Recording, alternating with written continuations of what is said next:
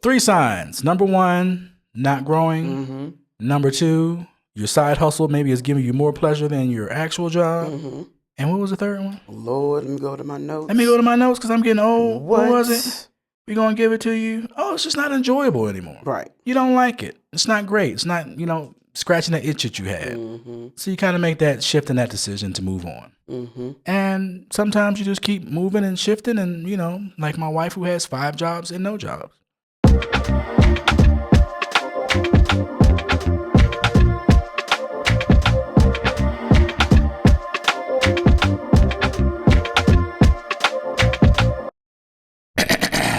Hello, everybody. I think you have some sense. Welcome to the 7997 podcast 7997 podcast with Chris and Jackie. Jackie and Chris. And we're here trying to get a deeper connection between the two of us and hopefully a deeper connection with you. I really don't want to be connected to him right now. He's been on my nerves. I mean, hey, you can go back to America if you want to. Now I got to pull my passport You out. got to get on out the I whole just said you've been on my country. nerves. We can't even be in the same country if we ain't going to be together. Welcome to 7997. I already welcomed them. Let's get it started. Thinking of an imaginary ex. When you think about sort of those things in your life that you need to dump, you need to get rid of, whether it's a bad, relationship, it's an old car, it's an old busted house that you don't want no more. Or a career. You kind of get to that point when, how do you know when it's time to let go? Gots to go.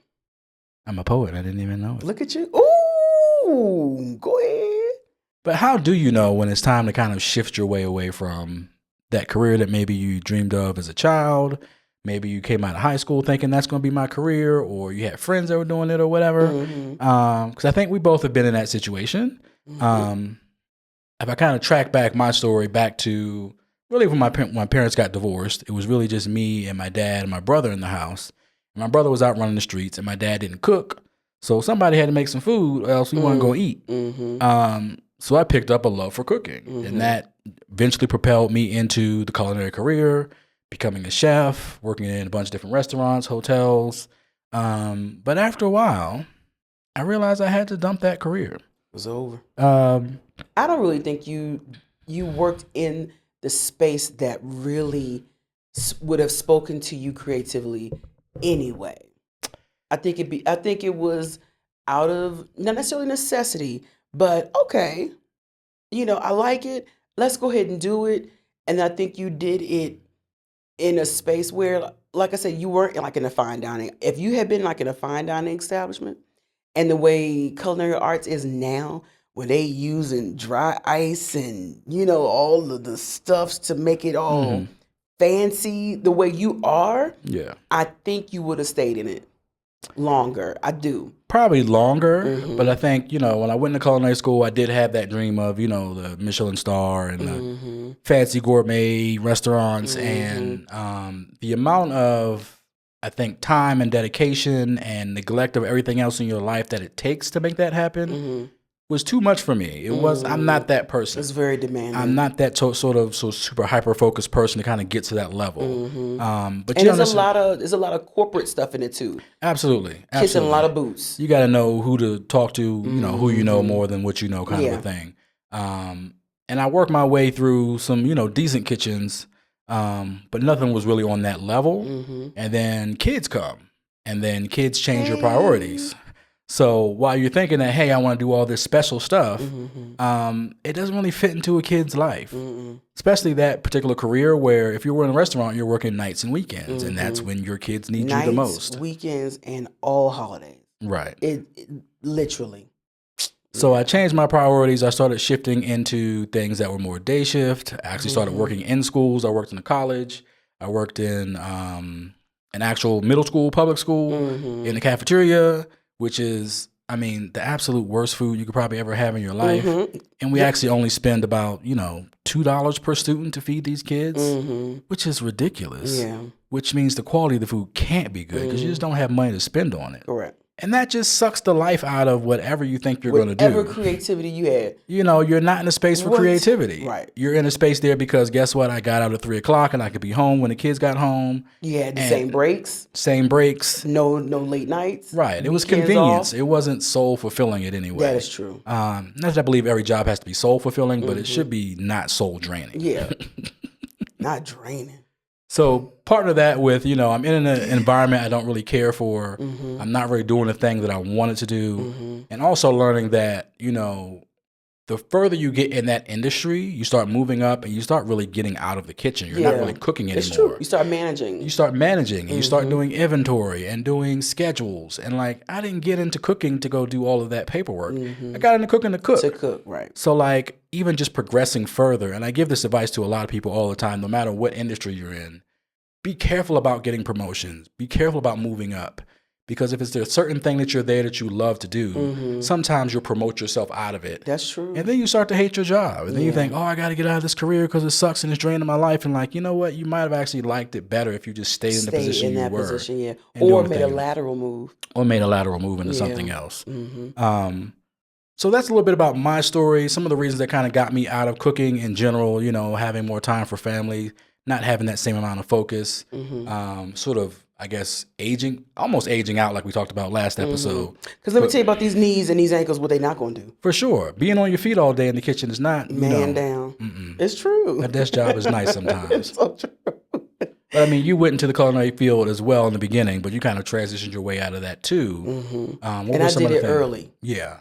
I came out very early because one of my first professional cooking jobs was in an exhibition kitchen.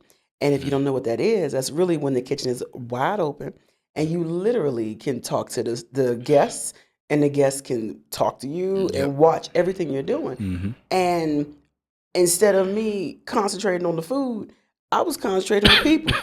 And so I realized I like people more than I like really the food. Yeah. You know, or I just, in the restaurant world, we say front of the house and back of the house. I just rather enjoy the front of the house more so than the back of the house. Yeah. Because that back of the house is a beast. It is. It's a beast. Like you say, the inventory, counting straws. Y'all think it's sexy in restaurants. Counting straws and you know, how many gallons of this you have, how many gallons of that you have. And grease traps and mouse traps. Oh my. Oh boy, grease traps. I worked at a art school in Baltimore, Maryland. And we generally get sort of like refugees sometimes that will come in and help. And we had one guy from the Sudan named Bona. And his story was, you know, he basically walked across the desert to escape the Sudan and the violence that was there. And he had a bum leg. And we had a grease trap in the floor. And Bona was always the one to get into the grease trap. And it was the most foul, disgusting job you ever want to do in your life. You think about all the nasty, greasy stuff that comes out of a kitchen and all of it gets trapped in one spot and you got to clean it out eventually. And that was the person that had to do it. It makes you appreciate the immigrant experience and some of the work that you have to do if you come into a country and you don't have, you know, that advantage of being from here and coming from a whole situation. But coming from a different situation, I should say, and coming into this and not having all the leg ups that we have as, you know, Americans being born here. And I'm way off topic right now. But just to say, Bona, if you ever see this, I appreciate you and the work that you did. It was grueling, backbreaking work, and you had to do it to survive. Yeah. And since you went off on a tangent, I'm going to go on for the tangent too. I mean, go for it. Let's just appreciate the backbones of industries. Yes. No matter where you were born, no matter what your birth certificate says, when I say the backbone of an industry, I'm talking about the people normally who are not seen, or if they are seen, they're quiet and their heads are down, they're working. So the janitors, the secretaries, you know, the backbones of industries. Let a dishwasher, because we're talking about kitchens, let a dishwasher go on strike. And you talk about kitchens, a lot of that backbone are Hispanics. That's how I know the little bit of Spanish that I do know is working with those people in the kitchen. Yeah. So I appreciate them. They are hardworking, hustling people. What? It's funny to see it here on the other side in Mexico. It's in the culture. It's built in them. Like on trash day, people go up and down the streets with wheelbarrows, picking out the plastic so they can go make money off the recycling. Like, this is just their culture. They're a hardworking culture. Hardworking and hustle. There are a lot of cultures around the world, that have a hustle in them. And this is definitely one of those cultures. Yeah. Not because they're less than or anything, but there is a hustle. Yeah. There's a hustle here. And I will say the hustle was one of the reasons that kind of got me out of that cooking career as well. So one of my side hustles at some point was doing design work. So I made music and I needed album covers, so I learned how to do some design work. And then I eventually started parlaying that into doing logos for a bunch of different companies.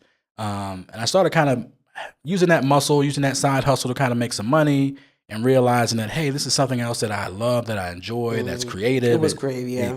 It, scratches that itch. And I could actually use this to kind of catapult my way out of that career I wasn't happy in into something else that I could be. It was good money, too. It was good money, too, for sure.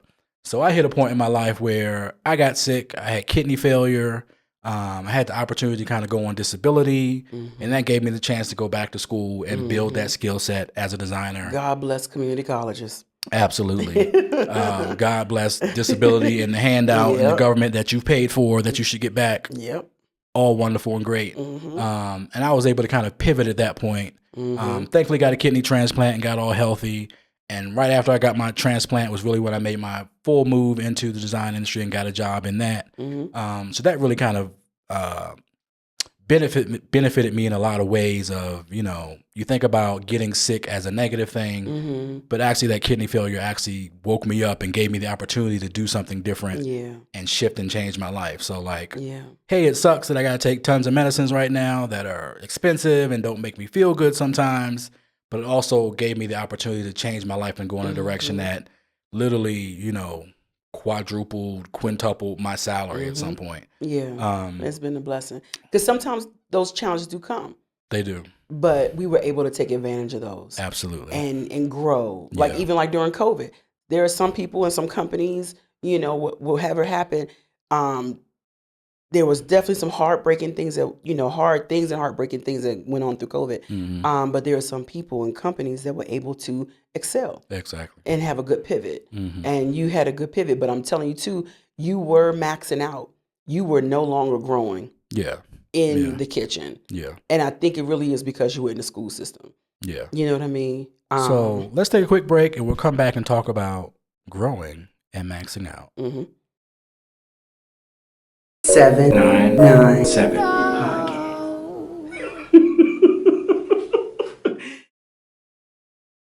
So we're back from the break talking about that point in your career where you just stopped growing. You're not really getting forward anywhere. You don't feel like you're learning anything new. Maybe you feel like you're stuck. Maybe you're getting passed over for promotions. I know in your case, there were some times when you were training the people above you, which feels like the most ludicrous thing in the world. Like, you're going to be my boss, but I have to train you. But I can't be the boss. How did that make you feel? I'm listening. Will Frazier. Let me tell you something here. I'm just going to talk from my own experience. As a Black woman, I have trained others who are not Black to become my manager. I have literally seen people who are not Black promoted, and they were not the caliber of worker or did not have the amount of knowledge, understanding, fortitude, wherewithals, all those, just different things that you want out of out of one of your workers or what have you. They didn't have it, but they were promoted. Yeah. And it became obvious because there was another young Black lady who worked with me, and we were expoing at one of our, can we say the name of the restaurant? Is it okay? Yeah, it was one of the cake factories. It was a cake. Queso de pastel. Queso de pastel. Sí. Fabrica. See? Yeah. Getting that Spanish, baby. Hey, probably said all them words in the wrong order. Don't matter. Y'all know what we're talking about. Pastel de queso. Strawberry lemonades. Yo, you know what we're talking about. Brown bread. Yeah, I know. Yeah. So, literally we were there and we started out waiting tables because, again, I came out the kitchen very early. Mm-hmm. And so waiting tables was one of those ways for me to do that. Hang with the people, do my little shift, make my coin, and get out of there, right? But my dedication and my hard work and my work ethic and all those things parlayed me into a training position. So I was more than a server. I ended up training other servers, right? Yeah. Then I became the designated teacher there, right? So classroom facilitator, and I loved it, right? Come to find out, and it's so interesting, like as you're going through your career, and when you're able to flex and do some things, again, we may not get a promotion or take a promotion, but there are some lateral moves you can do.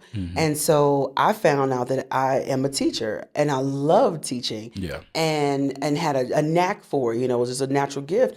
And so I ended up being their classroom facilitator and absolutely enjoyed it. And then become an expo. And when you're talking about teaching, y'all who know Cheesecake Factory, it's literally 200 menu items. Probably more, right? At so least like 400 200 menu items, all the ingredients and all the steps of service that we had. And so not only did I have to master it for myself, but I had to master to teach it. And then I went on to the expo line, and that is basically you're the train conductor. You are managing the line and the food when it gets out to the table and all that kind of stuff. And I'm going up for promote. I'm okay. Hey, I'm ready for my next promotion. And like, oh, we need you to train so and so, and then they get the promotion, and then we need you to train so and so, and then the other person gets a promotion, and it's like.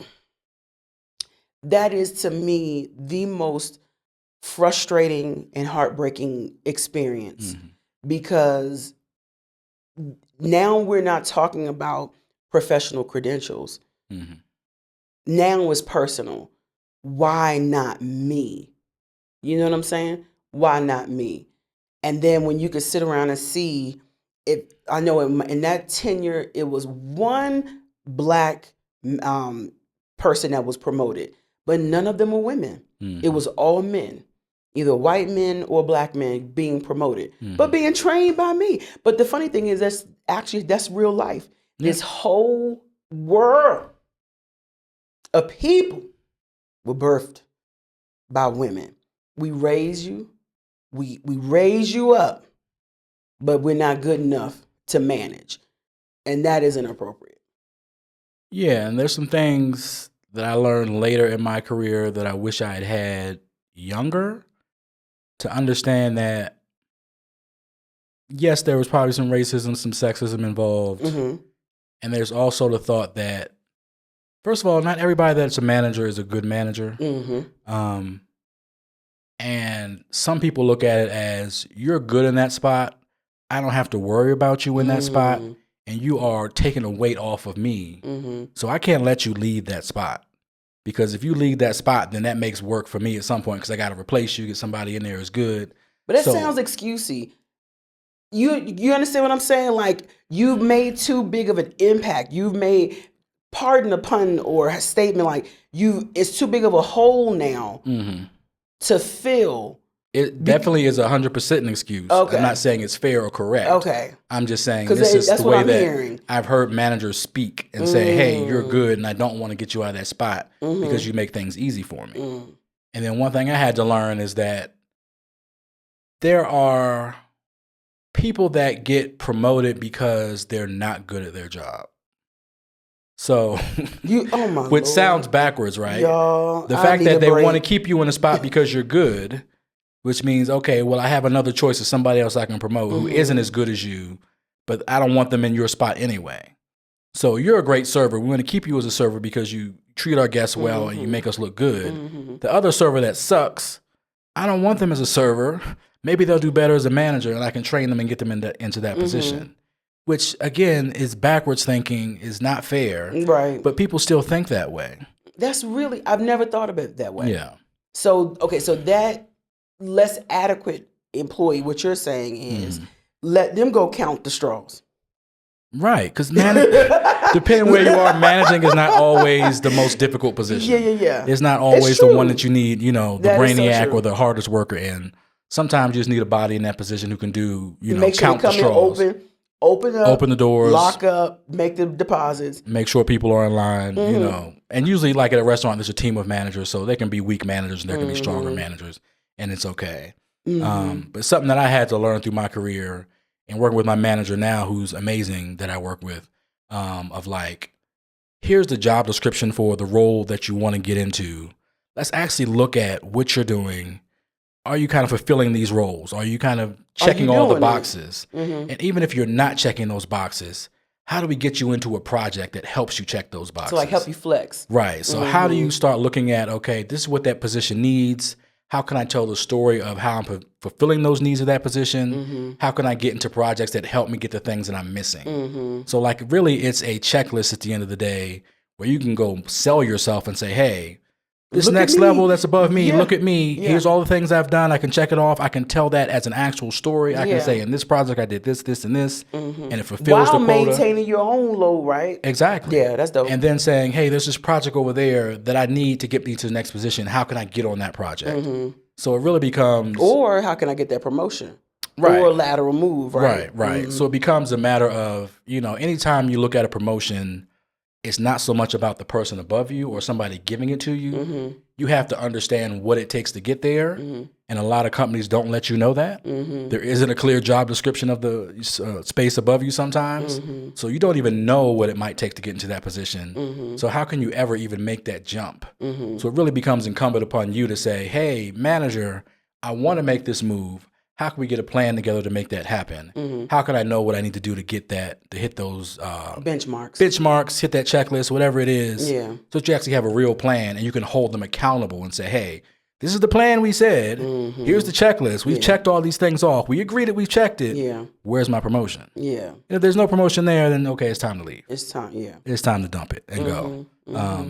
So like, it really has to be a very structured thing. And I'll say this. But that's hard too. It is hard. Because we're going, right now, we're in our mid-40s and we're talking about it in a retrospective kind of a conversation. Yeah. But when you're 20 and you're 25 and even 30, you're still young. You know what I mean? You're still flexing and moving and grooving, shaking and baking, trying to really find out what fits. And you don't understand those concepts. You don't get it. You just think, oh, if I work hard and they're going to notice me and I'm going to get a promotion. Especially women.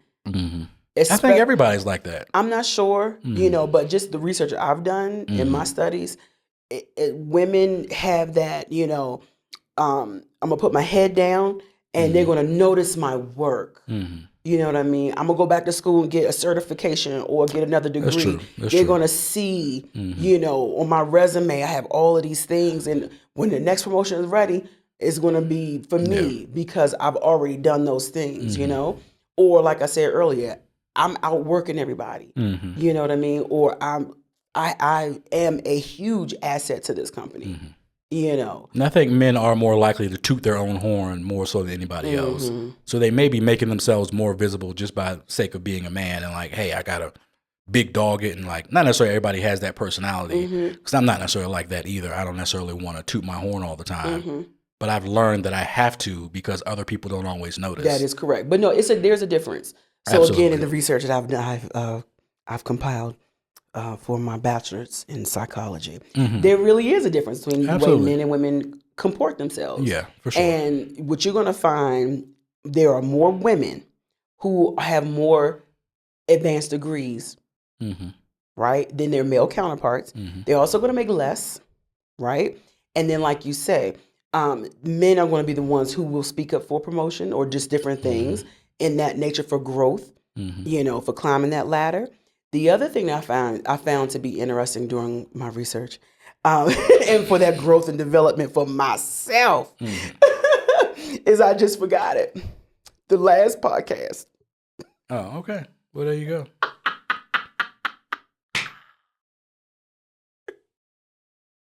We're old people, y'all.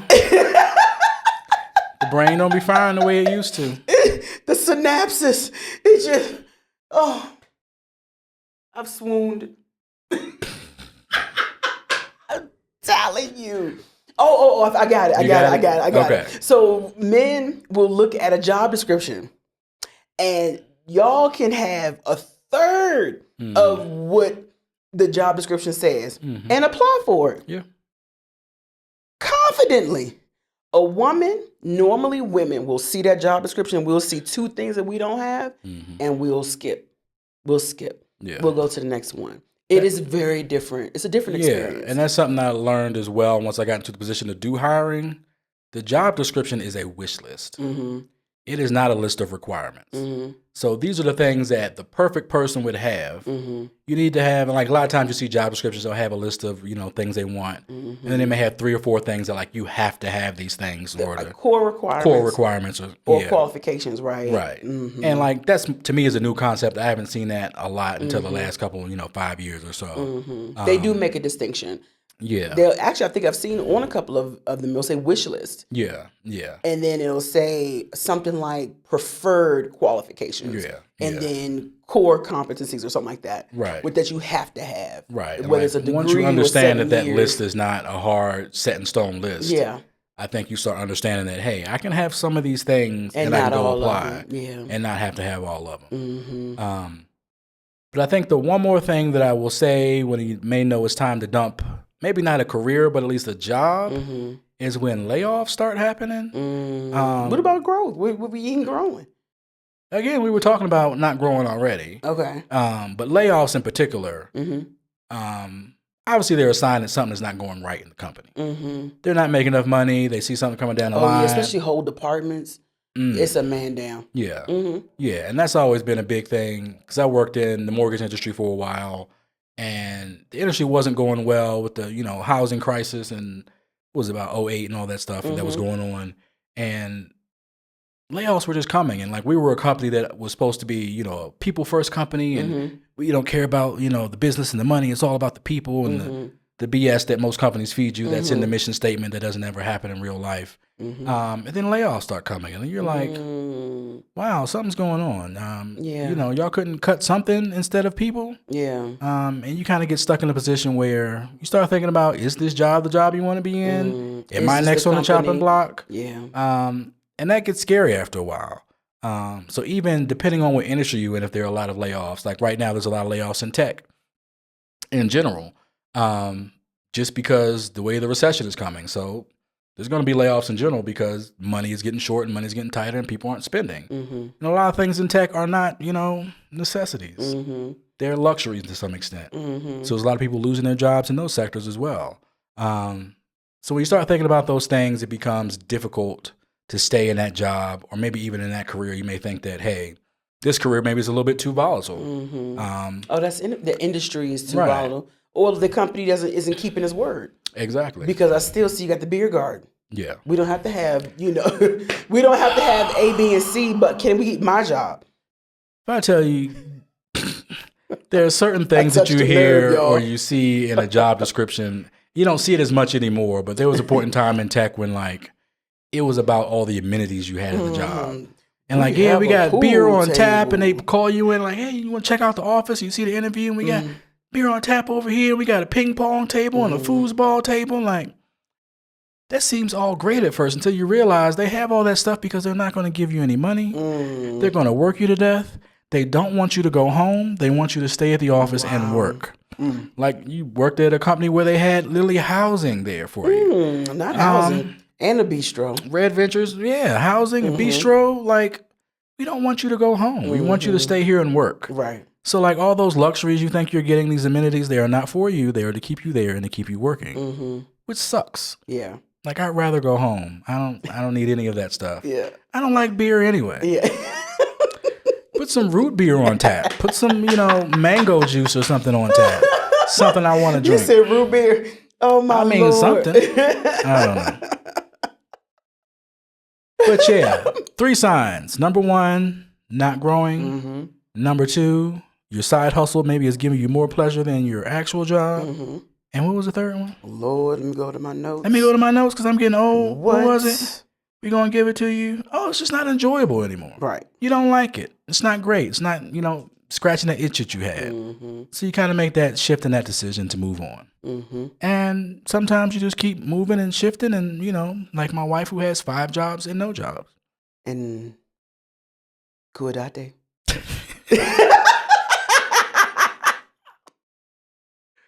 Oh, a list of side hustles is just as good as one job. Hey. You know what I mean? I'm productive, I think. Exactly. Sometimes.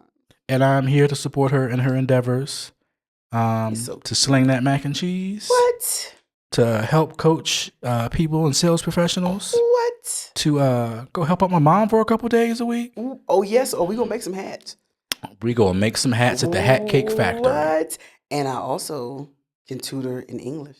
She sure can. I'm certified. Do it all. What?